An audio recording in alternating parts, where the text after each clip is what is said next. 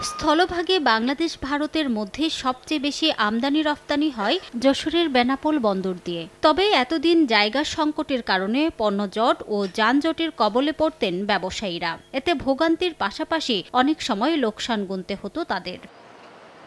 এসব সংকট সমাধানে বন্দরটিতে নির্মাণ করা হয়েছে নতুন টার্মিনাল। চলতি সপ্তাহে টার্মিনালটি উদ্বোধন করা হয়। নতুন স্থানে একসঙ্গে ভারতীয় পণ্যবাহী ১,৫০০ ট্রাক পার্কিং, চালকদের জন্য অত্যাধুনিক ৩টি কমপ্লেক্স, থাকা খাওয়ার ব্যবস্থা ও ফায়ার সার্ভিসের সুবিধা রয়েছে। এটা দ্বারা আমাদের এখানকার যে সমস্ত ফ্যাসিলিটি আমাদের নিরাপত্তার সাথে বিধান করার দরকার সেগুলো আমরা এখানে পুরোপুরিভাবে সম্পন্ন করতে পারব। পূর্বে আমদানিকৃত রপ্তানি ট্রাকগুলো রাস্তায় দাঁড়িয়ে থাকার কারণে যে যানজট সৃষ্টি হতো তা নিরসন করা সম্ভব হয়েছে এবং পণ্যগুলো বন্দরের অভ্যন্তরে রাখার কারণে বাণিজ্যিক নিরাপত্তা নিশ্চিত করা সম্ভব হয়েছে। টার্মিনালটি চালুর পর কমে এসেছে বন্দর এলাকায় যানজট ও পণ্যজট। এতে স্বস্তি ফিরেছে ব্যবসায়ীদের মাঝে। বাংলাদেশ ভারতের মধ্যকার আমদানি রপ্তানি বাণিজ্যে টার্মিনালটি নতুন মাত্রা যোগ করবে বলে মনে করছেন সংশ্লিষ্টরা।